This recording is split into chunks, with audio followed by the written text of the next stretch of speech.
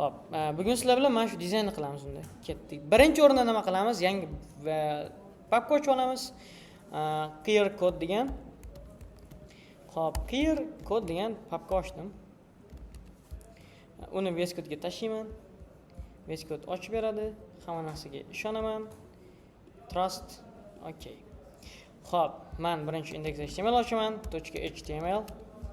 Xo'p, pastiga style .css ochaman. Xo'p, endi ochdim. Welcome page kerak emas. Kichkinlashtirib olaman. Buni yoniga o'tkazib olaman. Вот так. Bo'ldi. Xo'p, birinchi o'rinda shift bosaman-da, ikkalasini bir-biriga ulab olaman. Buning uchun link bosaman, css style.css ulandi. Xo'p, men birinchi dizaynga qarayman. Xo'p, dizayn ham qanaqa? Bizda bitta o'ralgan div bor ekan, uning ichida bitta image bor ekan va pastida bitta h2, bitta padding bor ekan. Xo'p, paragraf bor ekan, uzr. Ko'ramiz endi. Men birinchi bitta div ochib olaman. Divning ichiga birinchi image qo'yaman. Image uni pastida bitta h2, uni pastida bitta paragraf bor ekan. Xo'p, mana shu 3 ta narsadan iborat bo'ladi bizning narsamiz. Endi men divga o'taman, divga class beraman. Nomi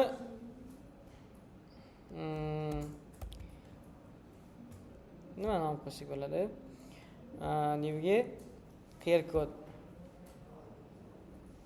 deb qo'ysak bo'ladi yoki divga nima qo'yaylik nom? Farqi yo'q mana. Keyword degan kod beraman. Endi image ga class beraman. Nomi keyword image. h2 ga class beraman. keyword title. Paragraf beraman. Keyword ps. Hop. Menga paragraf berib qo'yaman bo'pti. Class paragraf deb berdik. Sanayman. 1 2 3 4 5 6 7 8. Boshlanishga 8 ta so'z yozib turaman lorem ipsum bilan. Lorem 8. Bu yoqqa sanayman. 1 2 3 4 5 6 7 8 9 10 11 12 13 14 15 16 17. 17 ta so'z bor ekan paragrafning ichida. Lorem 17 deb qo'yaman. Xo'p, bor. Endi bizda paragraf bor. Xo'p, yaxshi. Altga image deb yozib qo'yaman. Buni birinchi yurgizib olaman. O'zimizda nimalar bo'lyapti? Xo'p, mana bizda image'imiz bor ekan, loremimiz yozildi, paragrafimiz yozildi. Endi sizlar bilan minimal CSS haqida gaplashamiz. Bu nima? Bizda men hozir hech qanaqa dizayn bermadim, lekin bizni brauzerimiz o'zi avtomatik dizayn beryapti mana bu narsalarga. Masalan, mana desam, display beryapti blocks, font size 1.5 m, margin bloki 0.83. Ya'ni har bittasiga o'zi tayyor dizayn berib qo'yapti. Endi biz mana shu dizaynlarni 0 ga tushirish uchun reset CSS ishlatishimiz kerak. Buning uchun mana shu birinchi veb-saytga kiramizda bu kodlarni olamiz. Mana bu kodlar shunday olamanda. Mana bu papkalar qismiga men yangi CSS ochaman. reset.css ochaman. Ctrl V qilib qo'yaman mana bu narsani. O'chiraman. Endi biz mana bu index.html'imizga ulab qo'yishim kerak. Biz link ulayapmiz-ku mana bu yerga. Shundan oldin ulaymiz. Link CSS style CSS o'rniga reset CSS ulaymiz. O'taman. O'tsam mana hammasi 0 ga tushdi. Avtomatik 0 ga tushdi. Endi men bergan stillarim to'g'ri ketadi. Xo'p, men bularni Bo'ldi, tugatdik. Style HTMLni ochib olaman CSSni. O'tkazaman bu yoqqa. Kod berishni boshlayman. Ha, birinchi mana bu divimiz bor, nomi qiyar. .qr ga kod beraman. Xo'p. Display flex hamma narsa yonma-yon. Flex direction. Kolum tepadan pastga. Yaxshi. Xo'p, beraman. Gap beraman hammasiga. Gap 20 pikselcha hozircha yetadi. Gap 20 pikselcha bo'ldi. Nima yoqqa o'tib olaman. 20 pikselcha ko'proq ekan. 10 piksellarcha berib ko'raman boshlanishiga. 10 piksel bersam mana tushdi. Endi width beraman. Ya'ni hajm beraman bunga. Width 200 piksel. Mana как раз mana bizga kerakli vaziyatda tushdi. Width'imiz berdik 200 piksel. Hamma yoq ketyapti. Yaxshi. Bitta bu dizaynga qarab olaman. Xo'p, orqasiga narsa berishibdi. Dizaynda qanaqa? Background color beribdi. BG color. Boshlanishga mana aqua bo'lib tursin. Вот так, mana aqua bo'ldi. Endi padding berganmiz, atrofiga margin bergan. Xo'p, padding bergan ekan, uzr. Padding bergan. Paddingi adashmasam 10 piksellarcha bor. 10 piksellarcha mana padding bergan hamma tarafga.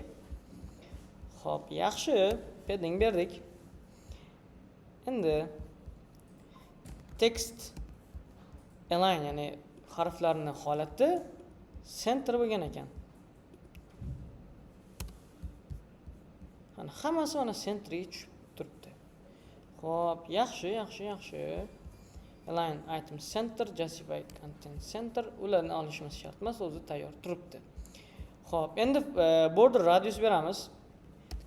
Border radius xo'p 10 pikselcha beramiz boshlanishiga. Вот, mana hamma taraf dumaloq bo'ldi. Ozgina paddingimiz kamroq ekan. Men 15 piksel berib ko'raman. 15 piksel. Вот так mana bu. Endi mana bu qiyar kodni berishim kerak. Endi buning uchun mana bu image ga beraman. Tochka qiyarni ichidagi image kod beraman. Maksimalniy width, ya'ni maksimalniy eni ana hisobga olgan holatda xo'p, necha bersak bo'ladi? 180 piksel. Kelamakka birorta rasm qo'yamiz. QR kod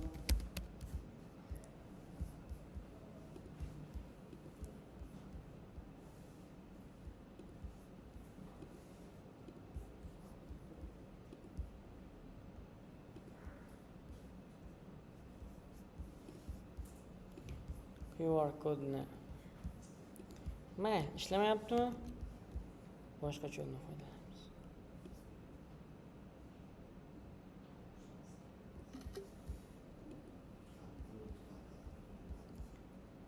Takdan. Xo'p, bu QR kodga mana bu screenshot tashlayman. Endi mana bu yerda tayyor dizaynimiz bor.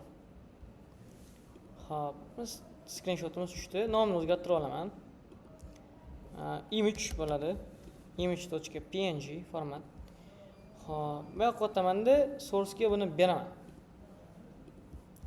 Xo'p, imagening source ga kod beramiz. ./image.png.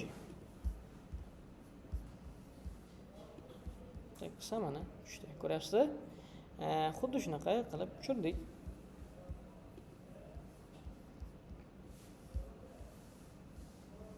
Yaxshi. Ishlayapti kodimiz.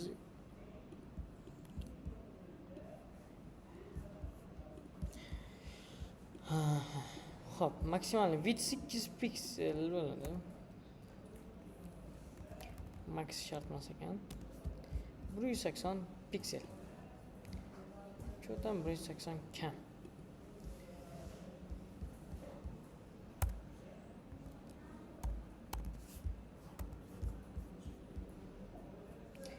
%200 piksel bersam mana tushdi. Endi bu yoqqa o'taman. Fonti bold ekan. Xo'p, title o'tdim. Title'da mana clear title degan nom berganman. Tochka keyword title joy tashlayman. Font family sans serif.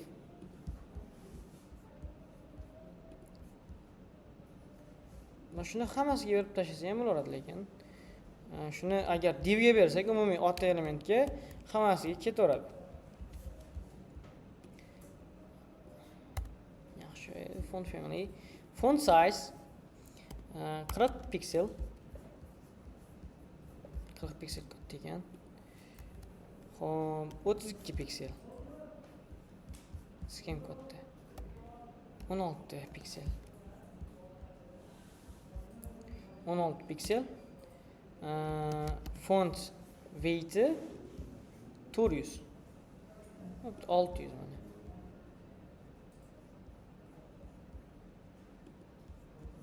Bu ikki qator bo'lgan ekan, a?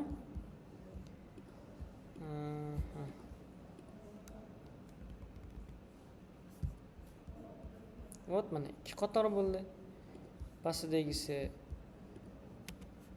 paragraf bo'ldi, tochka. Paragraf.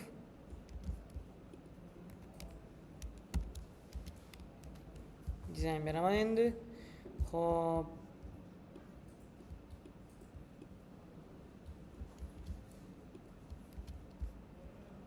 Font size jicha kichkinaroq.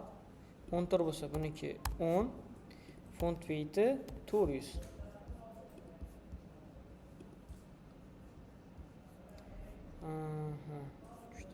Bunikini orasi jicha, so'zlarimiz kichkina bo'lib ketdi. 12 megapiksel. Вот так, mana bizning dizaynimiz tayyor. Bunga qaraganda sal boshqacharoq, biz so'zlarimiz ko'payib ketib qolibdi.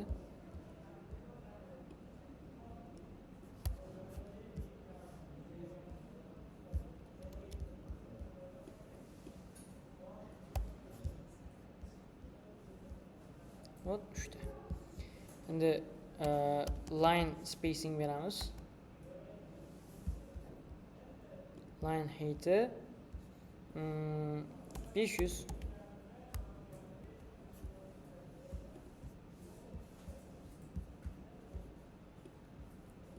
Xo'p, 14. 14 ko'p ekan.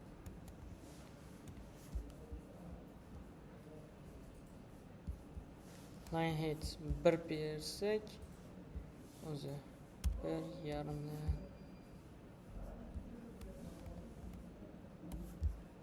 2 beramiz. Tepasiga ham 2 berib qo'ysak, shu bizning dizaynimiz mana tayyor bo'ladi. Shu narsa, mana bu yoqda ham shu. Endi bizga birga bir chiqmadi. Xo'p, endi buni o'rtaga kelgizib qo'yishim uchun mana bu bodyga tepada kod yozib qo'yaman. Xo'p, body tagiga kod yozamiz. Display flex align item center, justify content center. Xo'p, height 100, view height bersak o'rtaga qoladi. Ko'rdinglar? O'rtaga keldi. Xuddi shuna qilib ishlatib chiqishimiz kerak bo'ladi. Mana shu bizdagi mana QR kodni bizning versiyamiz mana bu. Qilsak mana bizga ham kod tilashadi. Bu biz versiya, bu narigi versiya. Biz shuna qilib dizaynlar qilib chiqsak bo'ladi. Xo'p, shuni qilib ko'ramiz sizlar bilan.